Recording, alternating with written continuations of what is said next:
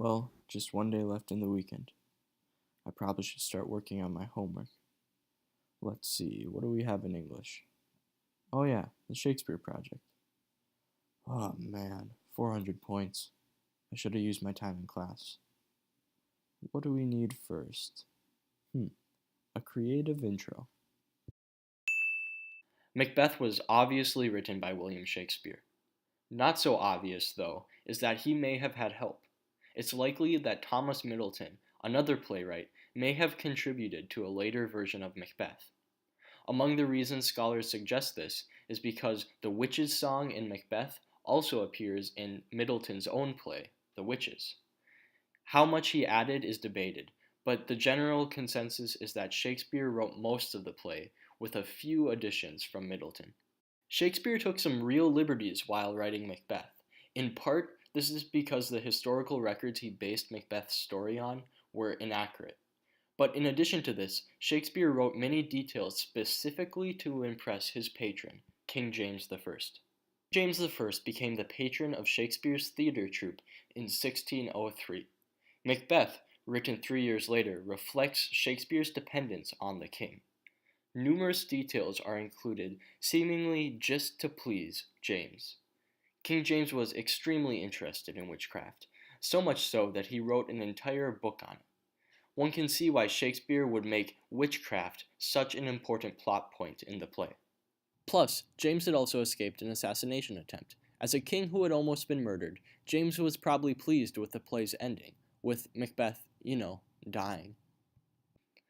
Typically, performances of Macbeth are thought to have debuted in 1606. In 1623, the play was published in the First Folio. The Folio was a collection of 36 plays arranged by Shakespeare's colleagues, John Hemmings and Henry Condell.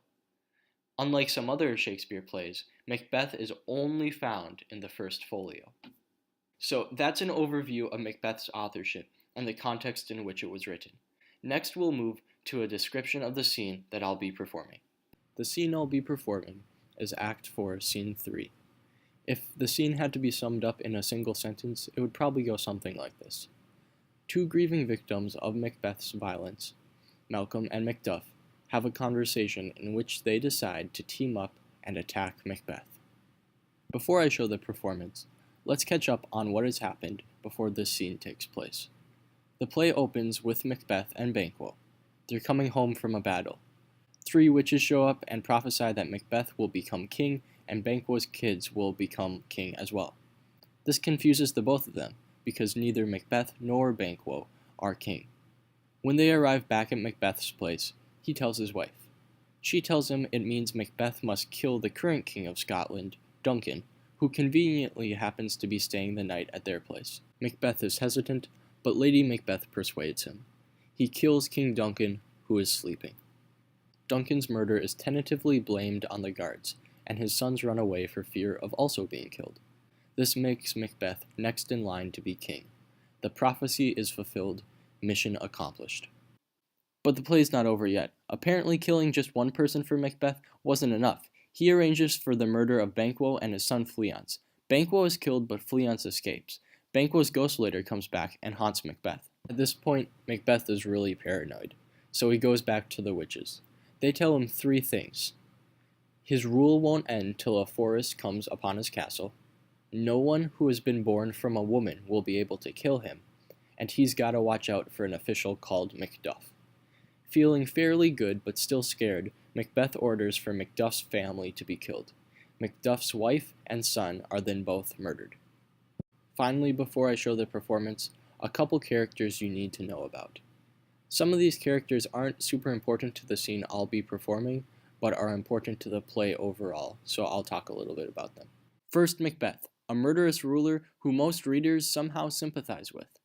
Lady Macbeth, who convinces her husband to commit the murder and then later on descends into madness. Malcolm, the son of slain King Duncan, and Macduff, a Scottish noble who opposes Macbeth. If it be mine, keep it not from me. Quickly, let me have it. Let not your ears despise my tongue forever, which shall possess them with the heaviest sound that ever yet they heard. I guess at it. Your castle is surprised, your wife and babes savagely slaughtered, to relate the manner were on the quarry of these murdered deer, to add death to you. Merciful heavens! Ne'er pull your hat upon your brows. Give sorrow words. The grief that does not speak whispers the o'erfraught heart and bids it break. My children, too. Wife, children, servants, all that could be found. And I must be from thence. My wife, too? I have said, be comforted. Let us make medicines of our great revenge to cure this deadly grief. He has no children. All my pretty ones. Did you say all? Oh, Hellkite, all? What, all my pretty chickens, and their dam, at one fell swoop? Dispute it like a man. I shall do so, but I must also feel it as a man. I cannot but remember such things that were most precious to me. Did heaven look on and would not take their part? Sinful Macbeth, they were all struck for thee. Not that I am, not for their own demerits, but for mine, fell slaughter on their souls. Heaven rest them now. Be this the whetstone of your sword. Let grief convert to anger.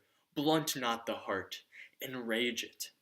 Oh, I could play the woman with my eyes, the braggart with my tongue, but gentle heavens cut short all intermission. Front to front, bring thou this fiend of Scotland and myself. Within my sword's length set him. If he escapes, heaven forgive him too. This tune is manly. Come, go we to find the king. Our power is ready, our lack is nothing but our leave. Macbeth is ripe for the shaking, and the powers above put on their instruments. Receive what cheer you may. The night is long that does not find the day. After this scene, a couple of things happen. First, Lady Macbeth starts to go crazy. She sees visions and is quite delusional. Meanwhile, a bunch of Scottish lords join up with Malcolm's army. Macbeth locks himself in his castle. He is told that Lady Macbeth committed suicide or fell or something, regardless of how she dies. Then he's told that Malcolm's army is using chopped tree logs for cover, which means the prophecy about Burnham Wood is coming true. Macbeth resigns to his fate and enters battle. After butchering a bunch of guys in battle, Macbeth encounters Macduff. Macduff is understandably ticked at Macbeth and really wants to kill him. Macbeth says, "Ha, you fool, no one born of woman can kill me." Macduff replies, "Well, I'm a C-section baby," and chops off Macbeth's head.